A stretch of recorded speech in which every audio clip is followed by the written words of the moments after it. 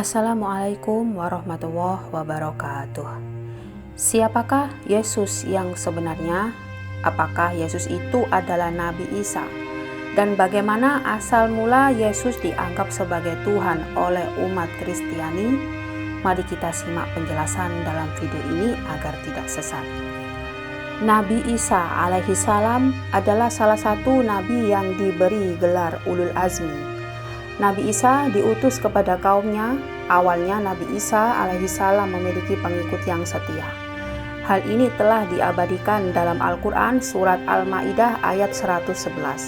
Dan ingatlah ketika aku ilhamkan kepada pengikut-pengikut Isa yang setia, berimanlah kamu kepadaku dan kepada Rasulku. Mereka menjawab, kami telah beriman, dan saksikanlah wahai Rasul bahwa kami adalah orang-orang yang berserah diri.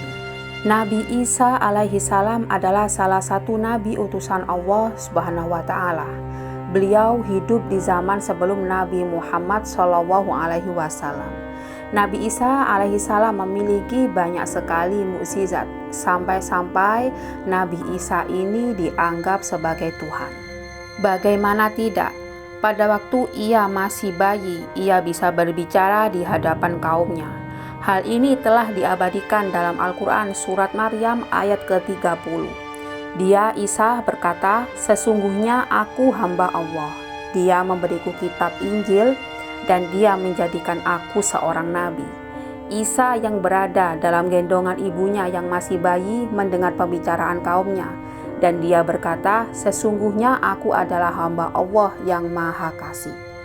Kalimat tersebut diucapkan Nabi Isa untuk mensucikan zat Tuhannya dan membersihkan dari tuduhan memiliki sifat beranak. Perkataan itu pun sekaligus menegaskan bahwa Nabi Isa adalah hanya hamba Allah Subhanahu wa taala. Mukjizat lain dari Nabi Isa ini adalah bisa membangkitkan orang yang sudah meninggal. Hal ini pun telah dibuktikan oleh Bani Israel. Saat itu Nabi Isa diminta membangkitkan seseorang yang telah lama meninggal. Walaupun kala itu Nabi Isa memiliki banyak sekali mukjizat yang luar biasa, tetapi tidak membuat kaum Nabi Isa menyembah kepada beliau.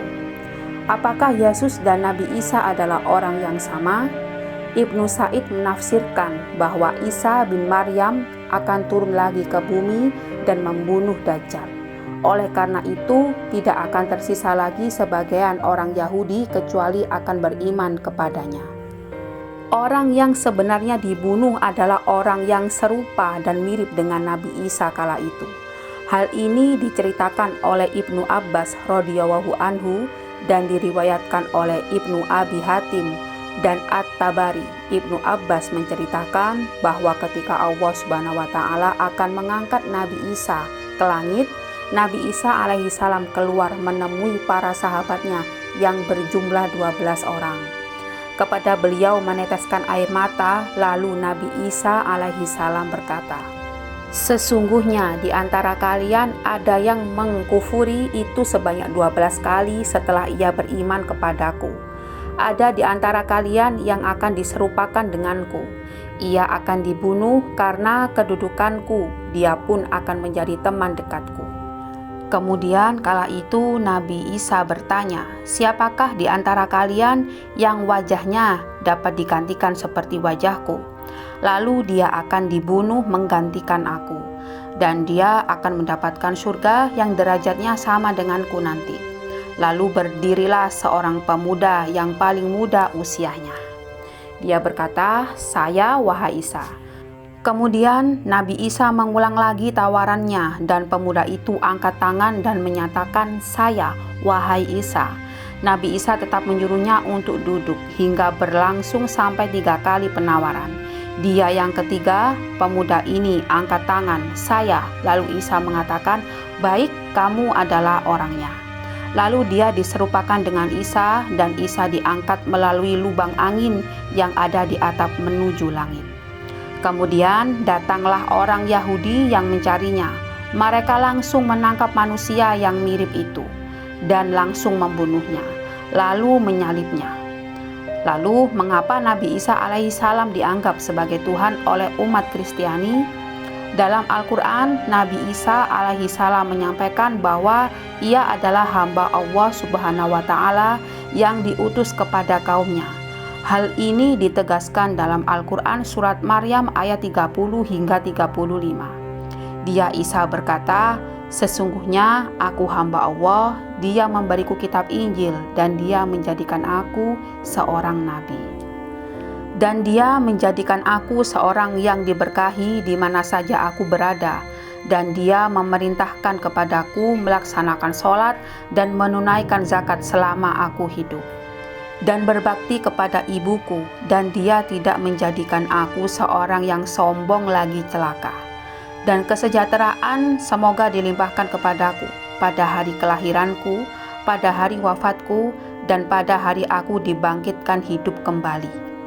Itulah Isa putra Maryam yang mengatakan perkataan yang benar, yang mereka ragukan kebenarannya. Tidak patut bagi Allah mempunyai anak. Maha suci Dia. Apabila Dia hendak menetapkan sesuatu, maka Dia hanya berkata kepadanya, "Jadilah," maka jadilah sesuatu itu.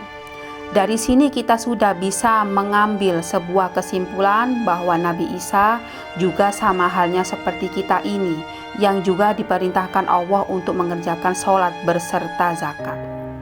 Bani Israel menuhankan Nabi Isa alaihi salam dan ibunya, sebab mereka berpikir bahwa Nabi Isa alaihi salam lahir tanpa ayah. Mereka terlalu berlebih-lebihan dalam menguraikan Nabi Isa alaihi salam. Nah, itulah kisah Nabi Isa dan awal mula dianggapnya sebagai Tuhan oleh para umat Kristiani.